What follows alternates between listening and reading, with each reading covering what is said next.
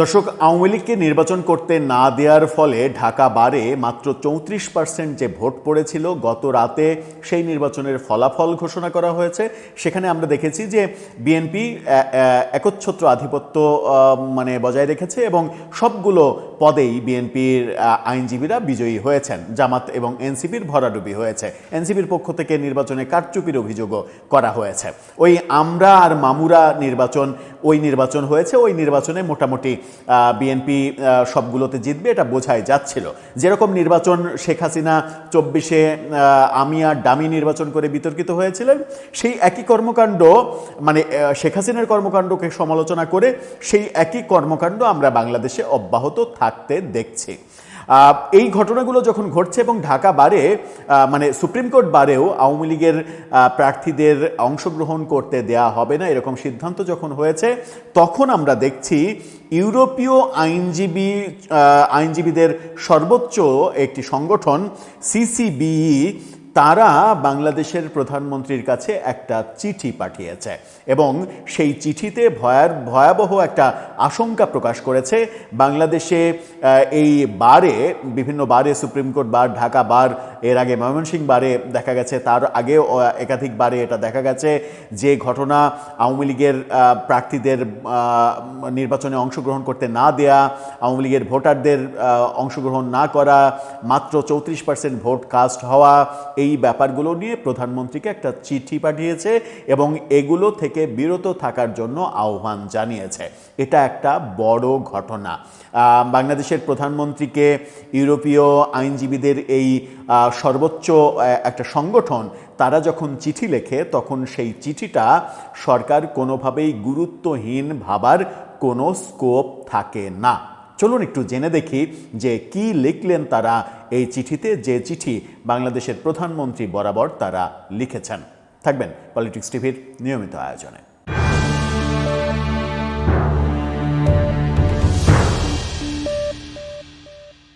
দর্শক, বলছিলাম ইউরোপীয় আইনজীবীদের সর্বোচ্চ সংগঠন সিসিবিই তারা বাংলাদেশের প্রধানমন্ত্রীর কাছে সরাসরি চিঠি লিখেছেন। বাংলাদেশে আইনজীবী সমিতিগুলোতে নির্বাচন যেভাবে একপাক্ষিক নির্বাচন হচ্ছে, সবাইকে নির্বাচন করতে দেয়া হচ্ছে না, সব ভোটাররা উপস্থিত হচ্ছেন না, ভোটাররা আগ্রহ হারাচ্ছেন, এই ব্যাপারগুলো, যেমন আমরা গতকালকে ঢাকা বারের যখন রেজাল্ট হলো, বিএনপি সবগুলোতেই বিজয়ী হয়েছে, তার কোনো প্রতিদ্বন্দ্বী নেই। প্রধান নির্বাচন কমিশনার হিসেবে যিনি দায়িত্ব পালন করেছেন, তিনি বলেছেন যে ফ্যাসিস্টদের অংশগ্রহণ না করা আর বৈরী আবহাওয়ার কারণে ভোটার উপস্থিতি কম হয়েছে। এক অর্থে তিনি স্বীকার করে নিয়েছেন যে আওয়ামী লীগকে অংশগ্রহণ করতে না দেওয়ার জন্য 66% ভোটার এই নির্বাচনে ভোটই দেয়নি। এরকম একটা মুহূর্তে এই চিঠিটা কিন্তু খুবই গুরুত্বপূর্ণ। আপনারা চিঠিটা দেখে নিতে পারেন। সেই চিঠিতে তাদের গুরুতর অভিযোগের মধ্যে 2026 সালের ফেব্রুয়ারি থেকে এপ্রিলে বাংলাদেশের বিভিন্ন জেলা বার নির্বাচনে আইনজীবীদের মনোনয়ন জমা দিতে বাধা, অংশগ্রহণ থেকে বিরত রাখা, শারীরিক হয়রানি, পুলিশি চাপ, ফ্যাসিস্টদের সহযোগী বলে মনোনয়ন বাতিল করা, এই ব্যাপারগুলো তারা তুলে এনেছে। তারা বলার চেষ্টা করেছে স্পষ্টভাবে, বাংলাদেশ বার নির্বাচন হতে হবে সবার জন্য সমান এবং বৈষম্যহীন, এবং সব ধরনের অনিয়ম ও সহিংসতার তদন্ত করারও তারা আহ্বান জানিয়েছেন। এই চিঠিতে স্পেশালি একেবারে লাইন বাই লাইন যদি আমরা তাদের ইংরেজি লেখাটার অনুবাদ করি, তাহলে কি দাঁড়ায়, কি লিখেছেন তারা, আমরা একটু স্পষ্ট ধারণা নিই। চলুন চিঠিটা আরেকবার দেখে নিন। আমরা সেখানে লিখতে দেখছি, বিষয় বাংলাদেশের কয়েকটি জেলা বার নির্বাচনে অনিয়ম। মাননীয় প্রধানমন্ত্রী, আমি আপনাকে council of bars and law societies of Europe CCBE এর পক্ষ থেকে লিখছি। সিসিবিই 46টি দেশের বার ও ল সোসাইটি এবং তাদের মাধ্যমে 10 লাখেরও বেশি ইউরোপীয় আইনজীবীদের প্রতিনিধিত্ব করে। সিসিবিই মানবাধিকার ও আইনের শাসনের প্রতি অত্যন্ত গুরুত্ব দেয় এবং বিশ্বজুড়ে ঝুঁকিতে থাকা আইনজীবীদের পরিস্থিতি বিশেষভাবে পর্যবেক্ষণ করে। বাংলাদেশের কয়েকটি জেলা বার নির্বাচনে আইনজীবীদের মনোনয়ন ও অংশগ্রহণ বাতিল এবং বাধাগ্রস্ত করার ঘটনায় সিসিবিই গভীর উদ্বেগ প্রকাশ করছে। ফ্রান্সে অবস্থিত জাস্টিস মেকার্স বাংলাদেশ JMBF থেকে প্রাপ্ত তথ্য অনুযায়ী 2026 সালের ফেব্রুয়ারি থেকে এপ্রিল মাসের মধ্যে বাংলাদেশে কয়েকটি জেলা বার ও সুপ্রিম কোর্ট বার অ্যাসোসিয়েশন নির্বাচনে বাংলাদেশের আওয়ামী লীগ সমর্থিত অসংখ্য আইনজীবী ও স্বতন্ত্র প্রার্থীকে অংশগ্রহণে বাধা দেওয়া হয়েছে, মনোনয়নপত্র জমা দিতে দেওয়া হয়নি এবং কিছু ক্ষেত্রে শারীরিক হয়রানির শিকারও করা হয়েছে। কিছু ক্ষেত্রে ফ্যাসিস্টদের সহযোগী হওয়ার অভিযোগে মনোনয়নপত্র আনুষ্ঠানিকভাবে বাতিল করা হয়েছিল। এছাড়া জানা গেছে যে পুলিশ হস্তক্ষেপ করে কিছু প্রার্থীকে সরে দাঁড়াতে চাপ দিয়েছে অথবা পূর্ববর্তী সরকারের সহযোগী হিসেবে আখ্যায়িত করে তাদের অংশগ্রহণে বাধা দিয়েছে। সিসিবি আপনার দৃষ্টি আকর্ষণ করতে চাই জাতিসংঘের আইনজীবীদের ভূমিকা বিষয়ক মৌলিক নীতিমালার যে নীতিমালা তারা চিঠির সঙ্গে সংযুক্তও করেছে নীতিমালার প্রতি বিশেষ করে আইনজীবীদের কার্যক্রম ও নিরাপত্তার নিশ্চয়তা বিষয়ক 16, 17, 18 নম্বর নীতিমালা এবং মত প্রকাশ ও সংঘবদ্ধ হওয়ার স্বাধীনতা বিষয়ক 23 নম্বর নীতিমালার প্রতি। অর্থাৎ তারা একেবারে কোন কোন জাতিসংঘের এই লগুলো রয়েছে সেই লগুলো সম্পর্কে মানে পয়েন্টগুলো সহ তারা উল্লেখ করেছে। সিসিবি আপনার দৃষ্টি আকর্ষণ করতে চাই সদ্য গৃহীত council of Europe convention of the protection of the profession of lawyer এর প্রতি এবং বাংলাদেশের পক্ষ থেকে এতে স্বাক্ষর ও দ্রুত অনুসমর্থনের আহ্বান জানায় যখনই এটি সদস্যপদের জন্য উন্মুক্ত হবে। উপরোক্ত বিষয়াদির পরিপ্রেক্ষিতে সিসিবি বাংলাদেশের সংশ্লিষ্ট কর্তৃপক্ষকে অনুরোধ জানায় যেন বার অ্যাসোসিয়েশন নির্বাচন এমনভাবে পরিচালিত হয় যাতে কোনো বৈষম্য ছাড়াই সকল আইনজীবীর সমান অংশগ্রহণ নিশ্চিত করা যায়।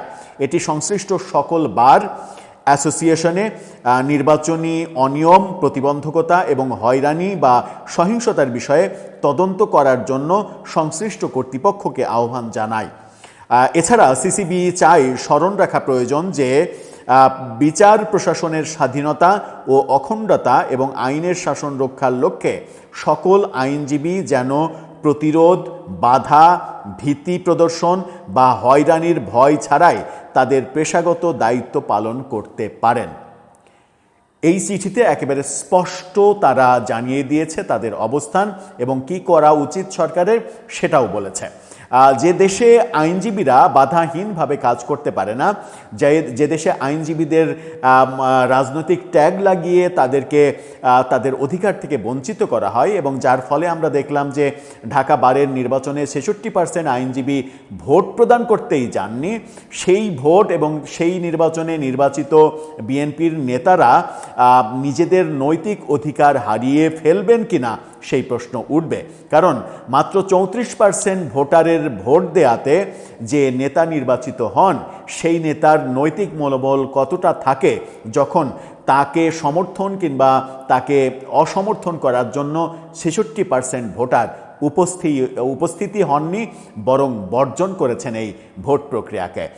যেভাবে সুপ্রিম কোর্ট বারের নির্বাচন থেকে আওয়ামী লীগ ফ্যাসিস্ট দল এই জন্য এর সমর্থক অনুসারী কেউ ভোট করতে পারবে না এই আইন করা হয়েছে এজিএম করে, এটা কোনোভাবেই গণতান্ত্রিক তো বটে নাই বটে এবং এই সংগঠনের জন্য কোনোভাবেই গ্রহণযোগ্য হতে পারে না।